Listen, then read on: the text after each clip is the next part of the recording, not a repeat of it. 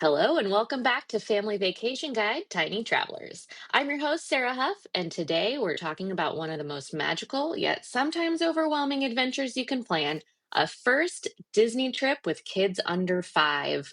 If you've ever found yourself lost in a sea of blogs, booking sites, and park maps, this episode is for you. We're going to dive into the smartest ways to plan a Disney vacation so you can avoid rookie mistakes, cut down on stress, and create incredible memories with your little ones. By the end of today's show, you'll have the exact tips you need to save time, save money, and keep meltdowns to a minimum. Let's get started. Welcome to Tiny Travelers, the family vacation podcast where we make traveling with kids easier, smarter, and more fun. I'm Sarah, a travel-loving mom who knows the joys and chaos of exploring with little ones. Each week, we dive into parent-tested strategies, travel hacks, and honest advice on what really works with kids and what doesn't. So buckle up, grab your travel planner, and let's make your next family adventure unforgettable. Pack light, travel happy. Joining me today is Alyson Thomas, team leader at Smart Moms Travel, co-host of the Smart Moms Plan Disney podcast. She's helped families avoid common planning pitfalls and maximize their park time. And she's here now to help us plan a stress-free, fun-filled first Disney trip. Allie, welcome. Thanks for coming. Thank you, Sarah. Thanks so much for having me on. I'm so excited to be here, talk Disney with you today. Me too. I love Disney and I love talking family travel and kids and theme parks and all kinds of stuff. But before we get started, I always need to know, what is your go-to travel snack? Oh gosh, for me or for my kids?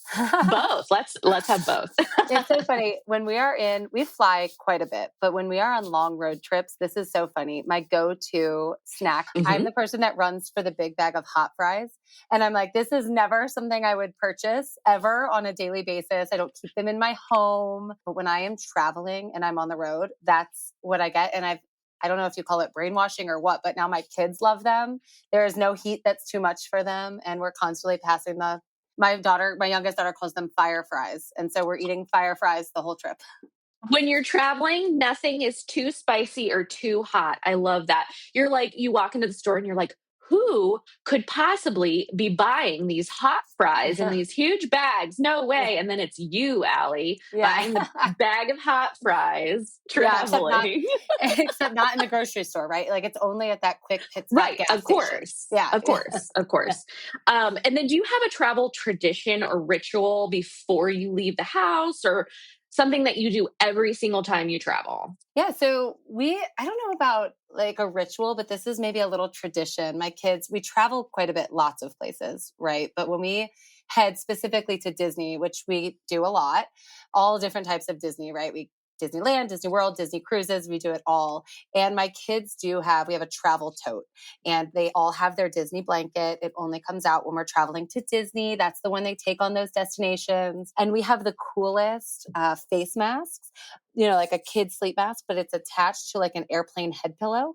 So it becomes a stuffy or a sleep mask pillow combo, and they're Disney characters. We have like Spider-Man and Stitch. And so those are sort of like our ritual. We get them out, they're in the travel tote, and it only comes out when we're going to Disney World. That is such a cute idea. I'm stealing that. Yeah. I love that. Steal away. We have my gosh. tote. Yes. I love that. Where do you get the eye masks that are attached to travel pillows? Yeah, this is crazy. We found them at TJ Maxx. And so I don't even know where you can find them, but we recently got them. And I had to go to 3 different stores to find them for 3 different children. Oh my gosh. You are dedicated. I love that. Okay. Dedicated if nothing else. Dedicated if not crazy. I like to call myself dedicated if not crazy as well. Okay, so now that we're on the Disney track, is there such a thing as taking a baby to Disney too early? Or is there a right age for Disney? First of all, absolutely not. There is no age that's too young. I know that's going to sound silly coming from me because I just said we go all the time. The first time I ever took my twins, who are my younger kiddos, to Disney, they were 4 months old. And I am a believer that there is not too young for a couple of reasons. Number one, and the reason I say all the time, is that their childhood is our momhood, right? And so are my twins going to remember that 4-month-old trip I took them to Disney World? Absolutely not. Was it really hard? For sure. Did it take a lot of strategy? Absolutely. But those are memories that I absolutely adore and love. Their older sister, my oldest daughter, was 3 at the time. So it was a very magical moment for her. And in all honesty, she probably won't remember much of that trip either. And so to me, when you think about taking these really young kids, it's about building in memories that are for your momhood, right? Because while they only get one childhood, you only get one shot at this as well. And so I'm constantly doing the things that I know I'm going to remember. Plus they're free.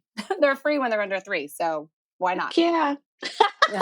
I love that. That is so true. You forget, like, this isn't just a trip for them. This is a trip for Yeah. you too. And you might as well start doing things with your kids that you're going to love and enjoy and make memories. And you can take pictures and they can look at those pictures when they're older. Yeah, And, you can you tell know, the stories about how you took babies, plural, to Disney World. And exactly. I'm telling you right now, babies in the stroller, that's the best time to walk World Showcase, because at Epcot there are drinks to try around the world and you are going to be able to do it so leisurely and it's going to be so much fun with your spouse. It's like a post baby moon. You're still in that I'm exhausted from having my baby and I Ooh. want to go hang out with my spouse and I can tote my kiddos along. There's no too young of an age. Absolutely not. This makes me almost want to have more babies. Just kidding. Would never. Um, okay. Yeah. What? I would I also just never. I just I got would also myself never. very nervous. Yeah. Yeah. ah. What are the top 3 mistakes first time Disney moms make when planning a trip with their young kids to Disneyland or Disney World or any of the Disneys, I Okay. guess? I get 3, right? Okay. You can say more if you have more. So, all right, let's see. So, number 1 is thinking that they're too young to take, right? We just talked about Mm, that. Do totally. not make the mistake of thinking you cannot take them at a young age.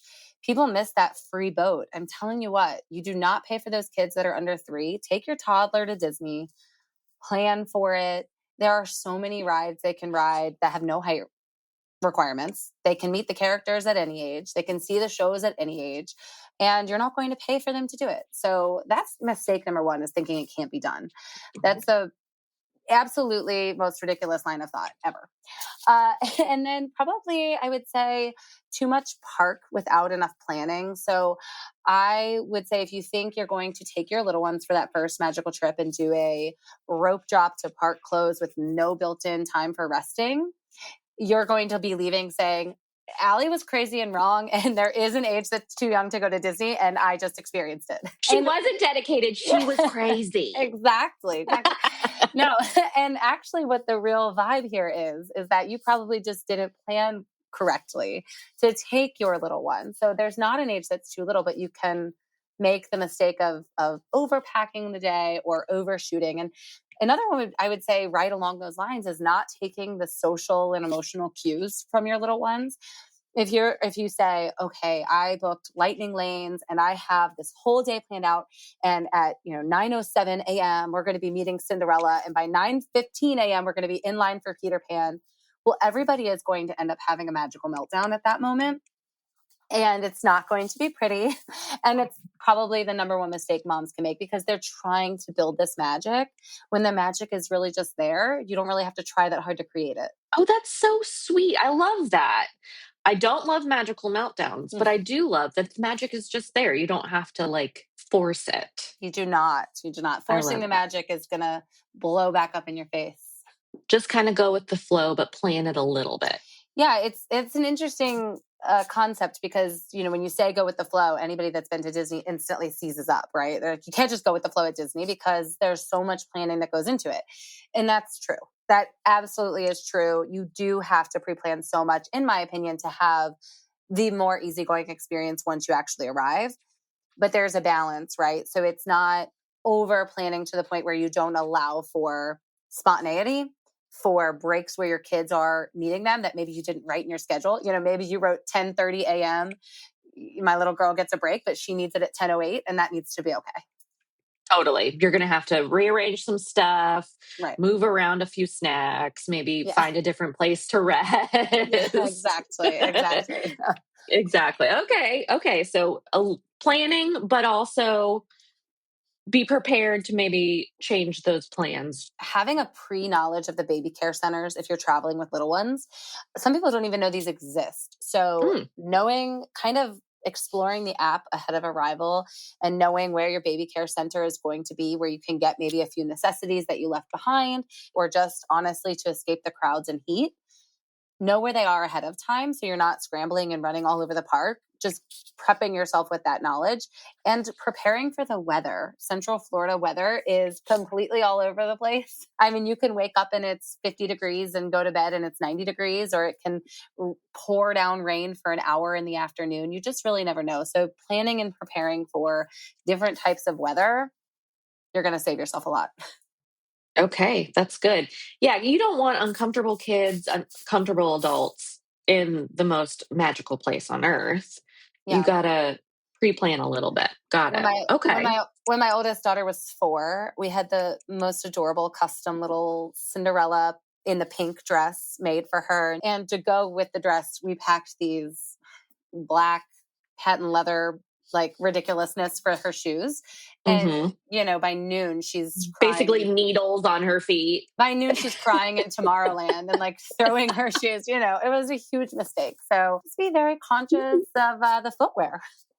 Right, right. There is a lot of walking, running, standing, Yeah, can't avoid it. maneuvering. You Cannot avoid it. cannot avoid that. That's No. true. Even with a good stroller, carrier, all that kind of stuff, kids are still going to want to walk, except for Mhm. the babies. They're not going to. Speaking of kind of walking and like planning that kind of stuff, how can parents decide between staying on site at like a Disney resort hotel or staying off site, maybe a hotel that's nearby? What are some of the trade offs between doing both? Yeah. So I think the only real lure and pull to a family deciding they want to stay off site is there's a couple of things they'll say, right? It's either we need to save money and this is how we're going to do it, which in my opinion is a big misconception. I don't Hmm. think really overall you're going to end up saving that much money, especially when it comes to Disney World. Your time kind of is your money, and you lose a lot of time when you're staying off site, which I can explain a little bit more. Oh, please do. Yeah. And then a lot of families will just say they want more space, or maybe they want a full kitchen. And while I do understand that, I think you lose so much valuable time and honestly perks that Disney builds into their on-site packages for guests. Things like early entry. You're going to save so much time getting to the park early. Most of us with little ones understand getting up at an ungodly early hour.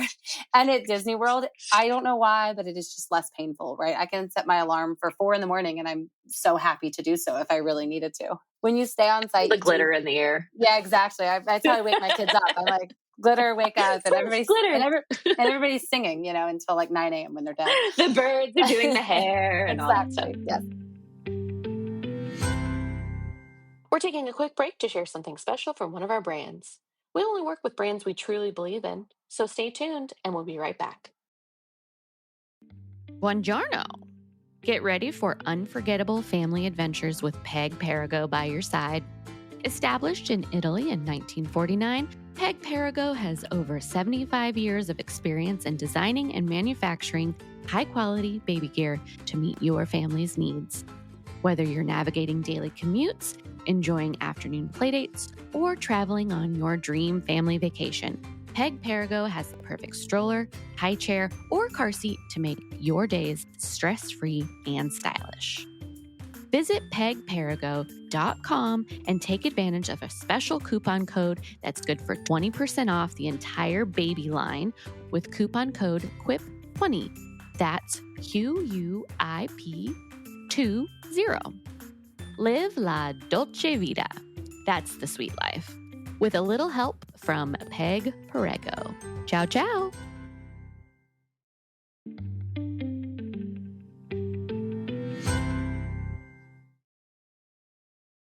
So, you get that early entry when you're staying on site, which is a huge time saver.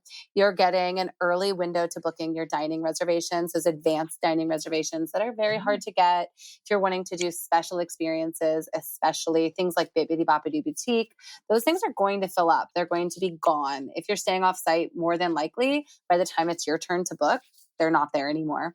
Things like lightning lanes, they save you a lot of time, and you get a 4-day advanced window, 7 days ahead of check-in. You get to do it, where offsite guests only get 3. So getting a 4-day jumpstart on offsite guests means that you're getting top priority and pick on attractions that you want to experience, that your kiddos want to experience. Then the transportation. When it comes to driving to Disney, I think it's kind of miserable. The highways and the traffic trying to get in, the parking lots, it's just quite honestly a headache. And if you're trying to go to Magic Kingdom, you have to go to what's called the Tickets and Transportation Center, or abbreviated to the TTC. And that alone just means you're going to be parking, walking a long way, and then getting on some other form of transportation, be it a bus, a boat, a monorail, whatever it is to get to where you're going.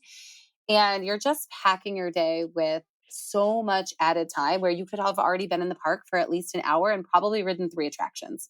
So your time is your money while you're there. And if you think you're going to be saving, and you really step back and you look at the things that are included on site, excluded on site, plus the headaches you're going to be racking up, you're probably not saving all that much. Okay, that's some good advice. So just kind of got to weigh the pros and cons. But if you're really looking to get the full Disney experience, probably staying on site is going to give you the most bang for your buck. It's definitely going to give you the bang for your buck. And plus, right now in 2025, Disney is offering this free, included is how I like to call it. Nothing is free, right? It's an included water park day on your check-in day. Only on-site guests get it. And you get to go experience the water park for no added costs on your vacation. Very cool. But to your point, Sarah, what I always say, and I've said on my podcast before, is when you stay off-site, you really are visiting Disney World. And when you stay on site, you are experiencing Disney World, right? You're experiencing everything they have to offer, from your resort perks and pool parties to that easy complimentary transportation and extended hours and more. So being in the bubble matters. It just does. Okay. I like that. I love to be like immersed in the full thing. I love a theme. I love just doing the whole shebang. So I think that would be what I would do if I go to Disney World. I haven't been to Disney World yet, only Disneyland. Where are you located? Is it just easier to get to Disneyland? What are you doing? I'm like 20 minutes from Disneyland. Well, you know who to hit up. You know who to hit up. Oh, I certainly do, Allie. Our Smart Moms Plan Disney podcast crew will help you out. I cannot wait. Okay, since we're talking about kind of being on site saves you a lot of time, and your time is your money, can you share some more maybe overlooked time saving trip for navigating the parks and maybe navigating the surrounding areas? Oh my gosh. There are so many things. You're like, where to start? Where to start. And especially now that I know you are a Disneyland girl, they really are really different experiences, right? Everything I just said about being in the Disney bubble and all of those perks, they're not the same in California, right? You have so many surrounding hotels that are walkable to Disneyland. And while I still choose to stay at Disney properties when I'm in California, it is a little bit different there than it is in Florida. The Disney World bubble. Yeah, the Disney World bubble. I'm going to say more than slightly, especially since you haven't been to Florida yet. Yeah, yes. It is a little bit, I mean, it is smaller. It's a smaller kind of area. Yeah. Totally. But I do think that the Disney properties, or the Disneyland resort hotels that connect to Disneyland are the better option here. Absolutely. But, there are hotels that are walkable, but then you still have to walk. Yeah. Well, I agree with you. The on-site resorts are always the way. My family's staying at the Disneyland Hotel this coming summer. So I am there with you. I agree with you.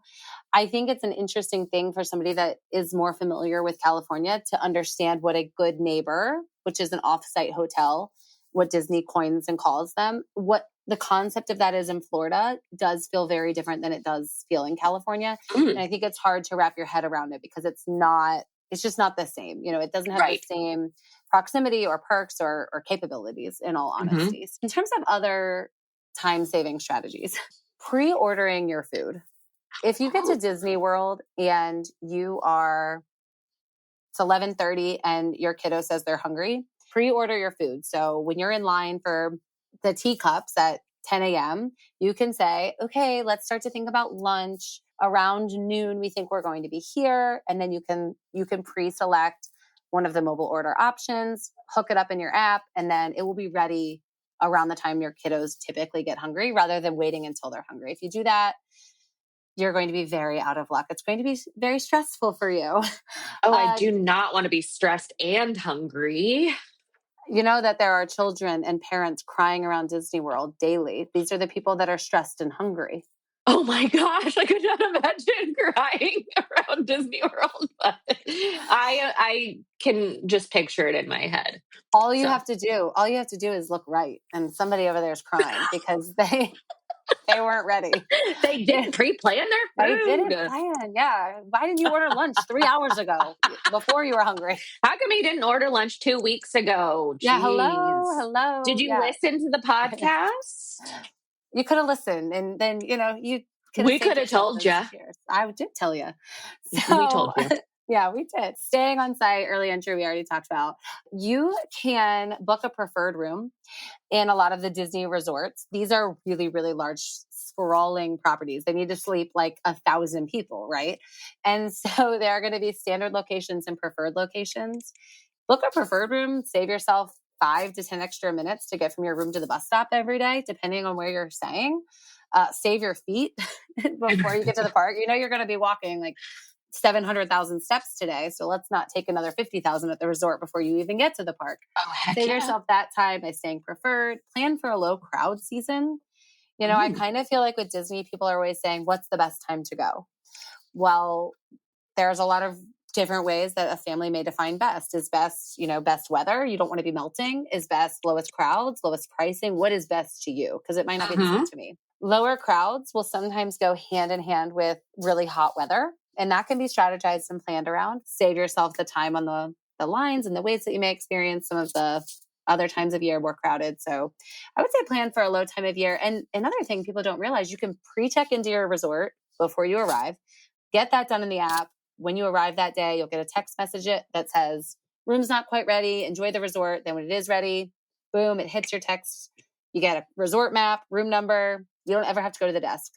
And in some of the big shops, you can also mobile checkout. So the lines in some of the big emporiums you might need a lightning lane just to check out and buy your, ears or whatever you have. You can just mobile checkout right there in the app, save yourself that line, book it out of the store. Goodness. You don't even have to talk to people. Who wants to talk to people? Nobody wants to. Not me. Just kidding. I love talking. It's like I host a podcast or something.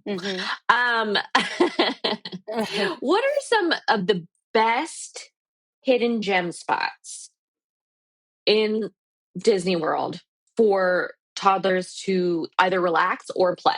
First one that comes to mind, I don't really think is that hidden, but I was mentioning it to somebody the other day and they had no idea what in the world I was talking about, and they've been to Disney multiple times. So I'll start there, even though I don't think it's that hidden, and I'll say the Magic Kingdom hub grass. There are these 2 grassy areas right in front of the castle at Magic Kingdom. They do get a lot of sun in the afternoon, so it can be a bit of a scorcher out there. So maybe not a good place to hide from the heat, but it is a place where you can comfortably sit and your kids can just run and run and run and run and run. And we've gotten snacks. We will sit there and eat Mickey bars all the time. It's very nice. And you can see maybe a castle stage show, or I did speak with somebody recently that had no idea. So we'll start with the Magic Kingdom hub grass. Okay. And it's also new to me. So Allie, there you go. Look, well, brand new. Sarah, you're no Disney I learn World something expert. new every day. So there are also, Epcot has playgrounds and grassy areas all over it. I hear all the time people are saying, we're skipping Epcot. It's not for kids. It was maybe less for kids in the 90s. That is very untrue now. It's a great park for kids for attractions, characters, food, but they also have built-in playgrounds. While they play on the playground, they've made friends before. Very, very awesome. That's really good to know. Okay. So you don't just have to ride rides, just have to see the parades. No, there's so much more to do and see. absolutely. So you don't just have to do kind of like the traditional stuff that you're No, thinking. and I would almost call your resort your hidden gem, right? Throughout the Mm-hmm. day, that midday, there's a 4-hour stretch or so. We're at your main resort pool when you're staying on property. They'll host pool games. We were just there for spring break. We were staying at the Polynesian, and all of the resorts do this, though. It's not just where we were staying. They do trivia games and like participation, like color star games and pool swimming, grab the toy games and draw with chalk, hula hoop. I mean, Oh my God, it's my full out. kids would love that. They probably wouldn't Yeah. even want to go to the park after that. Yeah. Yeah. I'd just leave them at the pool. I'd be like, bye, I'm going to Bye. Epcot. Yeah. See Yeah. ya. Do Exactly. you have do you have a favorite resort My, at Disney World?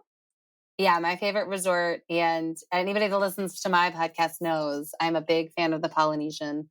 Mm-hmm. Cannot get enough of the Polynesian. I think it's the perfect Disney resort in location, views, vibes, food, bars, the Ooh, bars. It's okay. great. Okay, the bars. I'm into it. Mm. All right. Good to know. A little non sequitur, but I'm gonna switch topics just a little bit.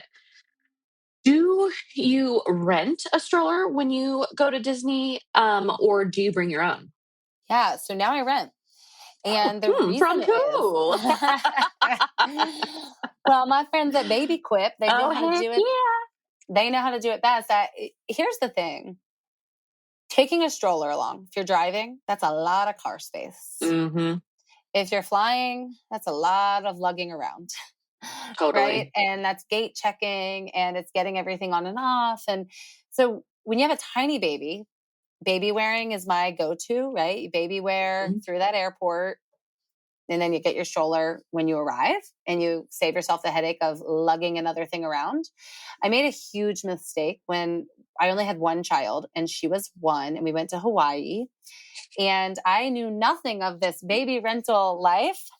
And I brought it all to Hawaii from Cincinnati, Ohio, where I'm located. We had a pack and play, a stroller. We had 10 luggage items and it was absolutely absurd. It was ridiculous. Mhm. And somebody needed to save me. The other thing is if you have younger kids, let's say you have a 7-year-old, you probably don't have a stroller in your everyday life anymore. 7-year-old probably isn't riding around in a stroller. Disney is a different place. Mhm. Those little legs are going to get tired. And I'm going to tell you right now, there's no forcing those little legs to walk. So guess where those little legs are going to be if they're not sitting in a stroller? They're going to be around your waist. Oh, And yes. Carry me, hold then me. pick me up, pick me up. It's terrible. Hold me. I don't Oh, want to pick you yes. up. Yeah, my legs hurt. Pick I'm me hot. up. Yeah, yeah, carry Somebody me. hold me. Yeah. So, you might not have it for those kids that are out of it at home, but not at Disney World. So rental all the way, man. And I have That trauma is a stories. really good point because if you are kind of out of the stroller stage, but you're going to a place where there is just inevitably so much walking and you're out of your kind of typical element, you get more Hmm. tired, kids need a place to take a break, but maybe parents want to keep walking or whatever, you're gonna need a stroller. Hmm. And the ones that are at the parks are just plastic, Awful, hard, don't recline. They get so hot and stinky. awful. They're Yeah. not good. Not good. I think, yeah, if you can rent one, and, I am partial to Baby Quip, Of course. duh. But, Duh. if you can rent one and get all the great stuff that comes with them, the parent console, the little hand holder thing, the Hmm. fan, the rain shield, all that kind of stuff that you Hand don't even have to holder, bring. hand holder is amazing. Yes. And that was Oh my something gosh. Yes. I totally learned about through y'all. Mm-hmm. That's added to the cart immediately. Yeah. And the rain shield because I got caught Mm-hmm. unprepared against my own advice. I get caught against my own advice literally all the time. Okay. There's so much of it running in through your head. How can you remember it all? I save vacations daily for so many families. And then my own family's like, I want a new travel agent. Mom, this isn't it. Yeah. Yeah. You're fired, mom. Because we were stuck in a rainstorm. We did not have a rain shield. I don't know what I was thinking. And we went in Ratatouille. We came out. My kids are like, you want me to sit in that now? I'm like, well, Yeah. Sorry. yeah. So, bought a $40 towel and it still didn't make it dry, That's when they get you, when you're really desperate. Oh, yeah. The ponchos. You can't find a poncho in a gift shop, but when it's raining, buddy, they're in the front of every store. They're like, and every where did all kiosk, these ponchos come from? and they're $100 and you will buy Yes. Yes. And it's literally a trash bag. So good luck, everybody. Yeah. This has been so informative. Allie, this conversation is such a lifesaver for parents planning a Disney vacation. Thank you so much for sharing your expertise. This has been great. If parents want to learn more from you, where can they find you? Absolutely. So myself, 4 other travel agents, Smart Moms travel agent friends, we host the Smart Moms Plan Disney podcast. We have fun. We talk mom talk every single week.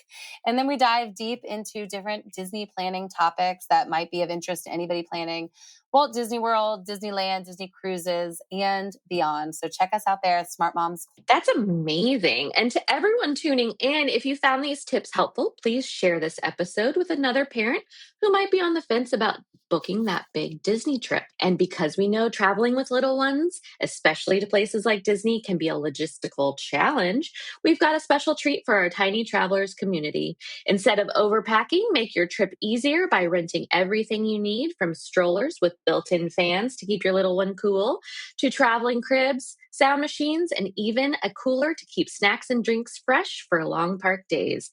Use code TINYTRAVELERS at checkout to save $20 off a $100 baby quip rental so you can pack light and stress-free. Find all the details in the show notes. Until next time, thanks for joining us on Family Vacation Guide, Tiny Travelers. Thanks for tuning in to another episode of Tiny Travelers. I hope today's episode gave you the inspiration and practical tips to make your next family adventure easier, stress-free, and more fun. If you loved today's episode, head over to the show notes for promo codes and exclusive resources to help you plan unforgettable trips with your little ones. And don't forget to subscribe so you never miss an episode. Happy travels, and I'll see you next time.